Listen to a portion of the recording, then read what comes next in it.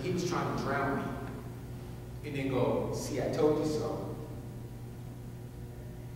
So, when I beat Vincent Petway and won the title, became our first and still only true native San Diego professional world boxing champion, he didn't know what to say. So now I fulfilled this dream. Lifelong dream since I was 8 years old. And people always ask me, well, what did it feel like? I can't even describe it for you. To, like I said, from the time of 8 years old to have this dream, to go through those periods, the thriller period. Like I told you, I love Michael Jackson no less. I was still miking it, but now it was also all the Vaden. I had a real vision as far as myself, putting my work in. He was an inspiration as far as striving for perfection as a performer. I used that aspect of it, but I wasn't wearing the thriller jacket anymore. You saw sequin stuff. I mean, that was Mike inspired. But I was doing my thing. So they asked me, so I'm thinking about the, remember the alternative plan and all the other stuff you got to really plan, those things. But truthfully, to be honest with you, and I say this in all seriousness, if I had known, if there was a way that I could have had my father for 30 seconds, a minute, to come back there, the dressing room was everybody was going crazy back there. I had my belt, I had, X, Y, and then my father could have seen it.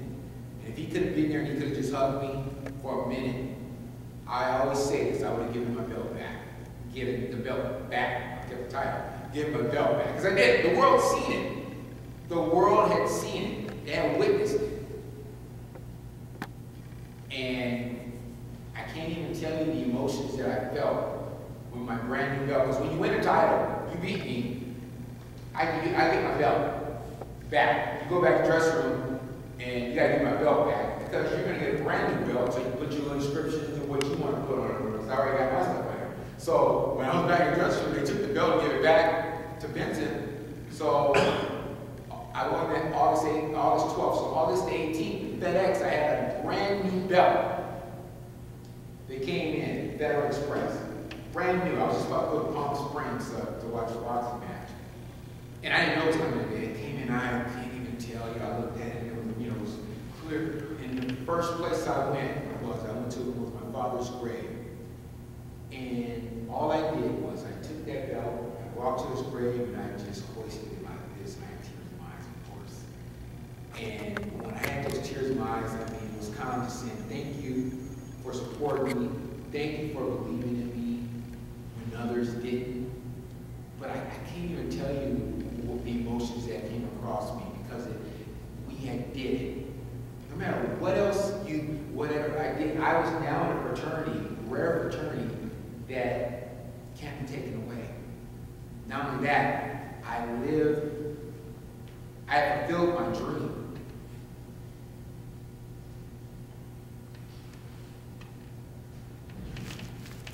As I journeyed on and as I boxed and continued to box, I would marry and have a child and I have one son. In 1999, I would go through probably the mother of all missions where I had to answer the bell. On January 3rd, 1999, I get a call that my cousin, the individual who I lived with, the family I lived with in Washington, had committed suicide. Committed suicide over a girl who was in college in Fresno State.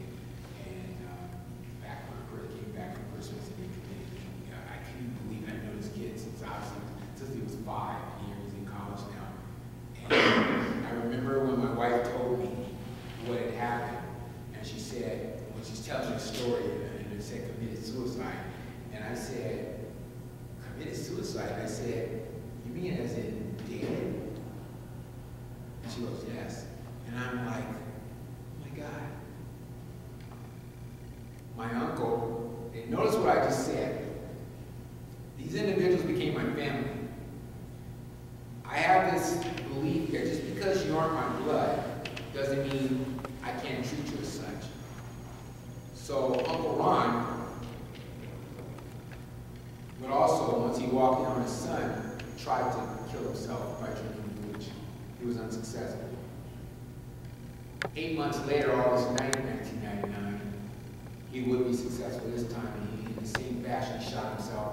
And my Uncle Ron, one of my favorite people, would kill himself. And I'm like, oh my gosh.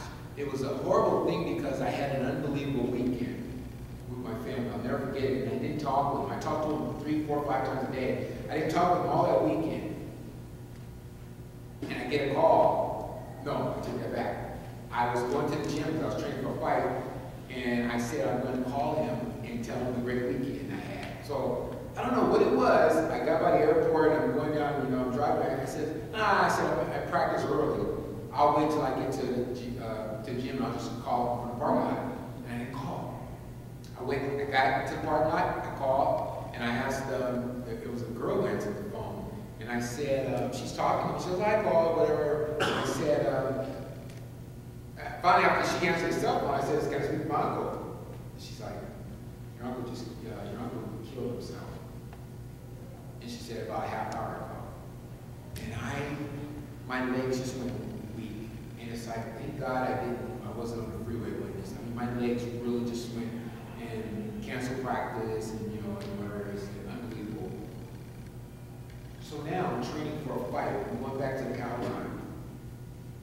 The thing that I've always used to get me through. And November 20th, I'm fighting for a Vaden title against an individual by the name of Vaden Johnson, the Atlantic City of the Taj Mahal. And it's kind of cool because I've been away from the ring for 18 months. I came back, I won a fight at the Garden, in Madison Square Garden, which put me back in the rankings. And I had been, when my son, the reason why my son was just born, and I wanted to spend time with him, and I also developed this hobby, at the time, a hobby, which was like a fitness boxing program. And I didn't even know if I'd like it more. Better yet, I didn't know if I'd be good at it. I'd never been on the outside. I've always been on the inside. I was scared, but I loved it. But what I found out later on is it was people that I loved. The ability to be able to convey something, get something across, and have them keep coming back. Soaking in knowledge that they can give me, because it's not just a one-way street. I also, what I give out from a physical standpoint, also emotional standpoint, the connectivity of what they're giving me, as well as it's enriching to me. So I'm training, and I'm back in the ring, and I'm fighting for a Vaden title. I would stop Vaden Johnson in the 10th round, knock him out in the 10th round. And Vaden would never regain consciousness. He would die 15 days later.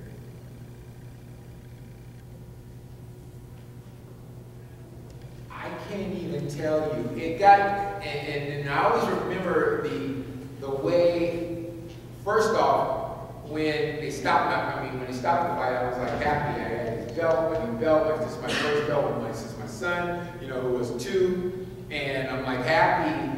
And then I see people when I stop them, they're like huddled over, and they're like, I'm thinking that he was out, but they take him out on a stretcher. I got the precautionary stuff.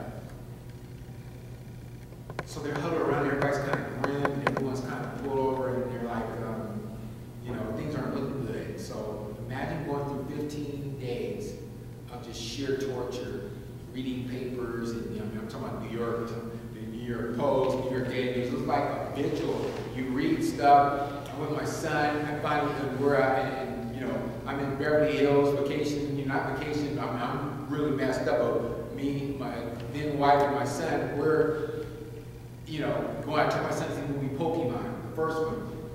And his fiance calls me, and we have a conversation. She's crying because it was a bad day at the hospital. It was eating me inside at the time. I felt so sorry for her, and then, just what was going on. But I could not, my emotions, I could not believe that these episodes, the two suicide situations of people who were very dear to me, very close to me,